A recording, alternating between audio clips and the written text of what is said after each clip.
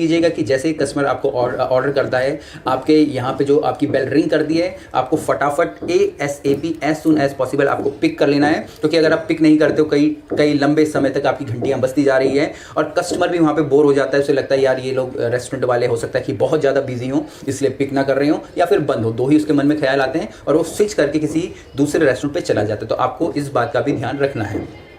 यहाँ पे मैं आपको चौथा पॉइंट बताऊं उससे पहले मैं आपको यहाँ पे एक ब्रेक लेना चाहूँगा, एक छोटा सा ब्रेक। यहाँ पे मैं आपको बताना चाहूँगा अपने एडवांस क्लाउड किचन कोर्स के बारे में, जो कि स्पेशली बनाया गया है मेरे द्वारा, सब्जेक्ट मैटर एक्सपर्ट के द्वारा। मेरे खुद के भी क्लाउड किचन हैं, अभी फ्यूचर में और भी नई नई चीज़ें आ रही हैं, तो आप इस एडवांस क्लाउड किचन कोर्स को ले सकते हैं। इसमें जो भी हमारे बैकएंड्स के काम होते हैं, फ्रंट एंड्स के काम तो हमें बताए गए हैं, टाइप्स, डॉक्यूमेंटेशन, सब कुछ बताया गया है। जो बैकएंड्स के काम होते हैं वो भी आपको अच्छे से समझाए गए हैं ताकि आप अपने क्लाउड किचन के बिजनेस को अच्छे से रन कर पाएँ। तो चलिए, जो चौथा पॉइंट है यहाँ पे हमारे प्रिपरेशन टाइम का।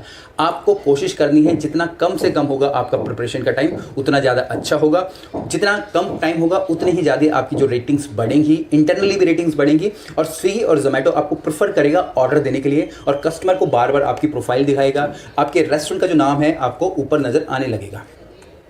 इसके बाद जो पांचवा पॉइंट है वो है हमारे पिक्चर्स का, डिस्क्रिप्शन का। और आपको स्विगी और जोमेटो के द्वारा डैशबोर्ड दिया जाता है, आपको कोशिश करनी है आप सारी की सारी पिक्चर्स लगाएं, उनके अच्छे से डिस्क्रिप्शन लगाएं, तभी जाके कस्टमर आपके पास अट्रैक्ट हो जाएगा। मान लीजिए आपने बहुत बड़ा शोरूम ले लिया है पर बाहर पे कोई भी आपकी एडवर्टाइजमेंट नहीं है, आपने बाहर कुछ नहीं लगाया है तो कस्टमर नहीं आएगा। पर वहीं एक छोटी सी दुकान है पर उसने अपनी दुकान को अच्छे से सजा के रखा है, स्पेशली डिजिटल चीज़ें तो अच्छी दिखनी चाहिए। अगर डिजिटल चीज़ें अच्छी नहीं दिखेंगी तो कस्टमर आपके पास नहीं आएगा। तो ये भी होता है कि अगर मान लीजिए आप स्विगी जोमेटो पे लिस्टेड हैं, आपकी पिक्चर्स अच्छी हैं तो कस्टमर बार बार आपकी प्रोफाइल को चेक करता है, जिससे कि चांसेस बढ़ जाते हैं कि आपको ऑर्डर करे। अगर वो ऑर्डर भी नहीं करेगा पर आपकी प्रोफाइल पे जब बार बार विजिट्स होंगे तो स्विगी जोमेटो को ये लगेगा कि आपकी प्रोफाइल अच्छी है, आपका रेस्टोरेंट अच्छा है और वो लोगों को दिखाने लगेगा।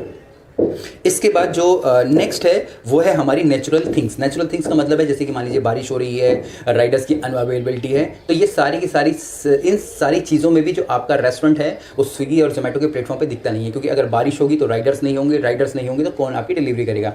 पर वहीं अगर इसका उल्टा हो रहा है, बारिश भी नहीं हो रही है और राइडर्स आपके एरिया में नज़र नहीं आ रहे, अगर राइडर्स आपके एरिया में नहीं होंगे तो आपकी प्रोफाइल स्विगी जोमेटो में नहीं दिखेगी। तो आपको आपका जो भी की अकाउंट मैनेजर है या फिर मेल के द्वारा उनको बताने कि भाई इससे इतने समय से लेके इतने समय तक मेरा रेस्टोरेंट ऑफलाइन दिखा रहा था, मेरे यहाँ पे राइडर्स की संख्या कम है और आप प्लीज़ इस चीज़ को दुरुस्त कीजिए। जब आप उनको 2-4 बार 5 बार मेल करेंगे तो वो भी उस चीज़ को सीरियस लेने लगेंगे, नहीं तो वो भी आपको भूल जाएंगे। तो आपको